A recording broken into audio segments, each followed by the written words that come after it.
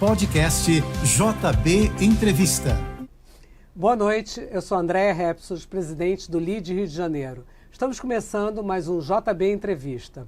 Hoje nós vamos conversar com o empresário Matheus Vasconcelos. Matheus é um engenheiro de formação que tem uma trajetória na indústria aqui no Rio de Janeiro, passou pelo Rio Galeão e hoje ele tem uma empresa que ele criou, que é uma empresa facilitadora da vida de quem tem que pagar boletos, todos nós, né? Enfim, Matheus, eu queria que você contasse um pouco dessa sua trajetória e como você chegou, então, até a Conta Comigo.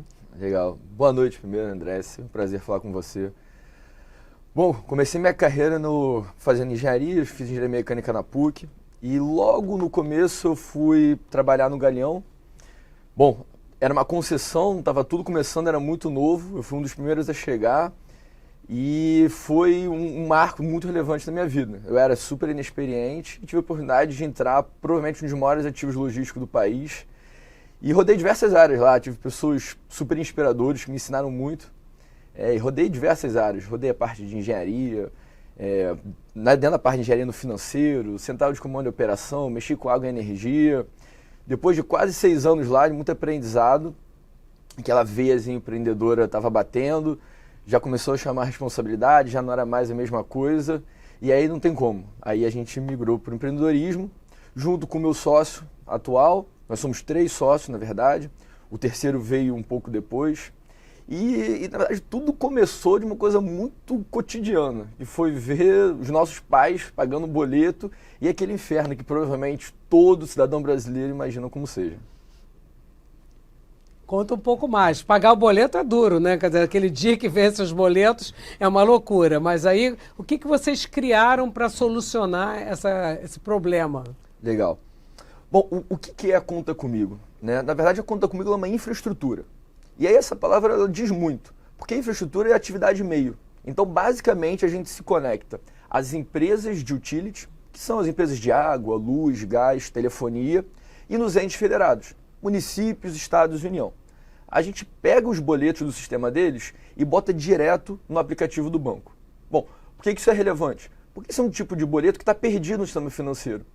Existe uma massa enorme de brasileiros que simplesmente esquece de pagar seus boletos, perde seus boletos ou recebe boleto fraudado. Então, basicamente, a nossa função é ser uma infraestrutura que conecta o boleto ao banco e assim faz chegar ao cidadão de forma muito simplificada. Mas hoje qual é a diferença disso e colocar no débito automático? Boa pergunta, Andréia. Para entender bem essa dinâmica, vamos ver o espectro mais amplo do boleto. Tá? No Brasil, a rigor, existem 3 tipos distintos de boleto. Tá? Você tem um boleto que vem da CIP, que é uma estrutura, é um órgão da FEBRABAN. Você tem os convênios e você tem o PIX.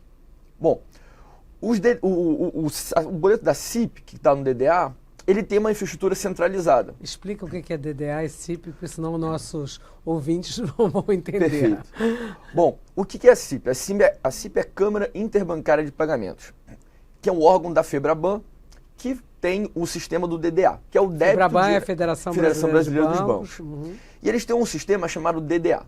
Bom, a Conta Comigo nasce da releitura do DDA, que é o quê? Um centralizador de boletos. A nossa leitura, muito humilde, é que é uma excelente ideia com uma péssima execução.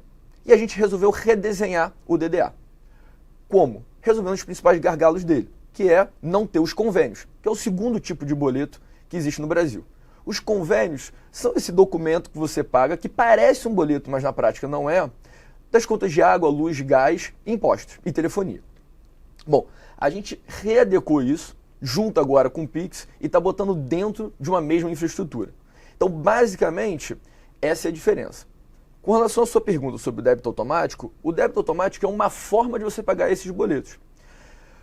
Só que ele tem alguns problemas. Tá? Tanto a nível operacional, ele tem uma série de problemas, a usabilidade é péssima, você tem que ficar se registrando, você tem problemas de às vezes não ter saldo na conta. Vamos lembrar que a maior parte dos brasileiros não tem saldo nas suas contas na hora de pagar a sua conta. Então o DDL não faz nenhum sentido. Existe um segundo problema, que é as cobranças indevidas. Isso é um baita estresse no Brasil, sobretudo em alguns setores, com o que faz que, mesmo que você entre no débito automático, você sai eventualmente por conta de todo esse estresse que você passa. Então, hoje, esse bilhete ele é feito pela empresa bancária ou pelo cidadão comum? Eu posso, como cidadão, optar por ter o Conta Comigo ou isso é uma opção que vai ter que ser uma concessionária que vai ter? Legal. Bom, na verdade, a Conta Comigo, o cidadão, no final das contas, o pagador de imposto, ele nem vai saber que a gente existe. Porque a gente é uma infraestrutura que está por trás das concessionárias e do banco. Então, peraí, o teu cliente final, então, são as concessionárias e as instituições financeiras. Perfeitamente. Perfeito. Então, a gente se conecta, por exemplo, a gente vai até Águas do Rio e a gente faz uma parceria comercial com eles, vai no sistema deles, joga para o nosso hub e do nosso hub a gente disponibiliza, por exemplo, para os grandes bancos do Brasil. Caixa Econômica Federal, Itaú, Santander, os bancos digitais como Nubank, C6 e por aí vai. E como é que vocês estão crescendo o produto? Como é que você faz essa regulamentação? Porque isso deve passar por uma série de regulamentações, né? Como é que é isso e como é que vocês têm a possibilidade de crescimento da empresa? Legal. É um baita desafio, André. Na verdade, o grande desafio desse projeto é comercial.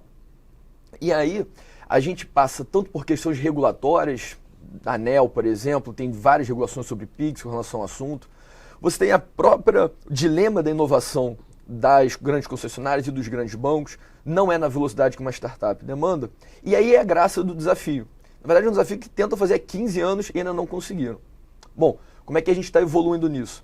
Primeiro de tudo, cara, ter um produto muito sólido, né? É muito importante, você esteja tecnicamente muito robusto e que comercialmente você tenha os incentivos alinhados aos incentivos tanto das utilities quanto dos bancos. E vamos falar um pouco então do Matheus, mais empreendedor ainda. Você hoje está como head do Lead Futuro, né? Isso é um novo desafio que você acabou de aceitar, está começando esse trabalho. Como é que você vê essa perspectiva, esse trabalho que você está fazendo junto a empresários que ainda estão no início ou no meio das suas jornadas, né? Qual a importância desse trabalho do Lead Futuro? Primeiro de tudo, eu queria falar que foi um prazer, um convite que eu recebi de estar liderando hoje em dia o Lead Futuro. E, André, sem dúvida alguma, eu tenho um otimismo muito grande, tá, com o Lead Futuro. Acho de uma importância máxima para o empreendedorismo, né? Eu costumo sempre brincar muito com o pessoal que o empreendedor é provavelmente uma das criaturas mais solitárias que existem no mundo. E quando você junta, né, uma massa intelectual muito grande, coisas boas sempre saem daí. Tudo muito na base da confiança, no trabalho contínuo dos eventos, de sair para almoçar, de fazer reuniões. Sem dúvida alguma, eu imagino que a gente possa mudar esse cenário empreendedor na cidade e no estado do Rio de Janeiro. Para esclarecer aos nossos ouvintes, o LEAD é um grupo multissetorial de empresários que se juntam com basicamente objetivos de networking. Eles têm ideias, trabalham em setores mais variados, mas têm ideias em comum e eu acho que é um hub de conhecimento e um hub de troca de informações. Isso acontece, dali se geram muitos negócios, né? Então acho que é bem bacana isso. E mais do que grandes negócios, né, surgem relações muito fortes entre as pessoas, o que propicia o nosso desenvolvimento, tanto pessoal quanto profissional.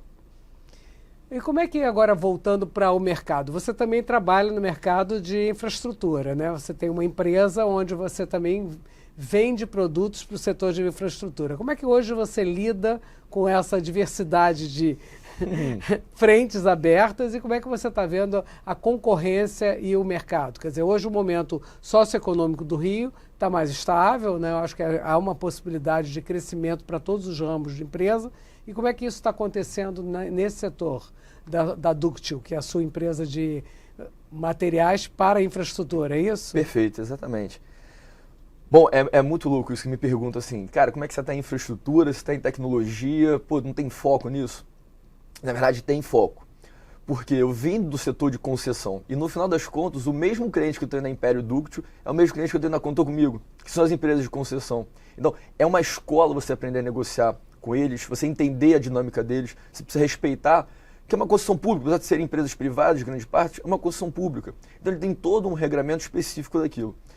Bom, com relação à concorrência, sem dúvida, é um mercado muito disputado, né? A gente está numa empresa que já tem 30 anos, é um mercado em desenvolvimento, acho super legal destacar o marco do saneamento, foi um golaço, né? Parabenizo todo mundo que participou, porque de fato não só abriu o mercado, como é um mercado que viabiliza na ponta que as pessoas possam ter acesso à água de qualidade, e à coleta e tratamento de esgoto. Então, assim, é um mercado muito desafiador, é um mercado que está em crescimento e a gente tem acompanhado há 30 anos esse setor e particularmente feliz com o Rio de Janeiro, deu um exemplo de como se montar uma boa concessão, de como se desenhar os investimentos. Eu acho que tanto a gente como enquanto empresário, quanto a gente como cidadão, vai ter muito a ganhar com isso. Como é que você trabalha as suas equipes? Como é que você faz esse gerenciamento, tanto na frente de tecnologia quanto na frente de infraestrutura? É uma muito boa pergunta, porque são perfis muito diferentes. Então, quando a gente fala de saneamento, a gente fala de um mercado super tradicional, em geral de pessoas um pouco mais conservadoras com relação à tecnologia, à inovação. Já quando você fala na startup, é o contrário, né? O novo já não é novo daqui a 5 minutos, é muito louco. Mas no final das contas, são pessoas. E tudo se resume, primeiro de tudo, numa parceria, numa relação de confiança. Quando você tem uma relação de confiança sólida, as coisas vão fluir. Bom, mas só a confiança não basta. Você precisa ter execução. Então, e entrega, né? Perfeito, perfeito. Assim, no final das contas, tudo se resume a execução com qualidade. E aí, eu particularmente tenho uma filosofia muito descentralizadora. Contudo, eu sou um viciado em acompanhamento. Então, eu não tenho nenhum problema das equipes irem por si só, contanto que a gente possa acompanhar e, periodicamente, sempre na menor periodicidade possível, acompanhar os resultados, como está indo, como não está indo. Eu sou também um cara muito conceitual, eu gosto de passar os conceitos. Então, sempre que a gente traz alguém novo para qualquer uma das duas equipes, a gente passa por um treinamento, tanto de como a gente gosta de trabalhar, da filosofia entre os sócios, da maneira de tratar e, principalmente, na parte de processo. Então a gente vai passar o processo, o conceito, a filosofia de trabalho que a gente emprega e a partir daí é um acompanhamento contínuo. E a tecnologia te ajuda muito então nesses processos? Você usa várias ferramentas? Sem dúvida, sem dúvida. Hoje em dia não vou me arriscar a falar que é impossível, mas eu diria que é quase impossível você gerir uma equipe de sucesso sem a presença da tecnologia. E aí tanto a nível dos softwares de acompanhamento, dos softwares de análise de dados, de comunicação, cada vez mais é importante essa questão de comunicação síncrona e assíncrona. Bom, a gente está desenvolvendo, né, constantemente desenvolvendo, a gente está montando software proprietário agora, na parte de saneamento, para a gente atender com um pouco mais de previsibilidade, um pouco mais de zelo o nosso cliente. Então, sem dúvida, eu diria que, não vou me arriscar a falar impossível, mas é quase impossível hoje você gerir uma empresa sem tecnologia. E como é super interessante a gente estar conversando com um empresário, né, tão jovem, eu acho que é muito importante você contar assim pra gente. Qual foi o melhor conselho que você recebeu na tua carreira? Cara, pergunta difícil. Mas eu me lembro de uma mentoria que eu tive, eu devia estar com uns 17, 18 anos. Uns 19 anos, estava começando a estagiar. E veio esse cara e ele falou pra mim o que era adquirido, né, o que era meu intrínseco e o que era meu a partir do que eu peguei dos outros. E que eu entendesse muito bem o que é cada uma dessas coisas, para eu nunca perder a essência das coisas que eu gosto de fazer, do que eu sou, e nunca desvalorizar o que eu aprendi com o externo. Isso é uma coisa que me marcou, porque eu me lembro que eu estava super empolgado para ir conversar com ele, e aí eu estava achando que a gente ia conversar 2, 3 horas, e a gente chegou, sentou para conversar, em 5 minutos ele me falou isso, falou assim, ó, enquanto você não entender isso, não dá pra gente continuar. Volta, pensa e reflete. E aí ele falou lá, eu demorei 15 anos para descobrir o que de fato é meu, o que eu absorvi. E eu tô nessa busca. Para entender, de fato, a partir desse prisma que ele me deu para olhar, eu comecei a interpretar o que acontece, as decisões mesmo que eu tomo de uma forma completamente diferente. Diria que, sem dúvida alguma, esse foi o maior conselho ou conversa que eu tive, foi uma das mais rápidas, inclusive, que mais me surpreenderam. E qual foi o pior? Que alguma coisa que você, assim, você faria diferente? Cara, o pior foi com certeza com relação a pessoas. Eu ouvi uma vez que você precisa desistir rápido de algumas pessoas. Eu entendo a origem do que ele falou, que é o quanto de empenho você bota nas pessoas, e nem sempre você vai ser retribuído, mas, sem dúvida, eu aprendi que você não pode desistir das pessoas, cara. Quando você desiste delas, no final das contas, as empresas, elas são instituições financeiras e sociais, né? O seu dia a dia é estar com pessoa. Então, sempre que você mesmo que o seu tempo possa ser melhor alocado, nunca abra mão de uma pessoa, de uma conversa, nunca mais essa experiência voltar atrás. Então, sem dúvida alguma, esse foi, talvez, sem dúvida alguma, o pior que eu já ouvi. Muito bom. JB Entrevista, você gostaria então de dar mais algum recado final, fazer mais algum comentário? Sim, primeiro de tudo, para os jovens empreendedores que estão escutando a gente, conheçam o Lead Futuro Rio de Janeiro, conheçam o propósito de participar do Lead, que é, sem dúvida alguma, o principal meio que um jovem empreendedor tem para mudar tanto sua empresa como mudar o ecossistema que ele está inserido. E para os pagadores de boleto, em menos tempo, vocês podem ter certeza que as contas vão chegar super fácil no banco de vocês e a gente vai acabar com uma das maiores dores e uma das mais subdimensionadas, que é o pagamento de boleto. De resto, eu só posso agradecer. Estamos agora encerrando o JB Entrevista, conversa com o Matheus Vasconcelos. Foi super rica a nossa conversa e eu espero que vocês tenham gostado. Matheus, parabéns aí pela sua diversidade de frentes e pelo seu empreendedorismo. E muito sucesso à frente do Lead Futuro. Obrigado.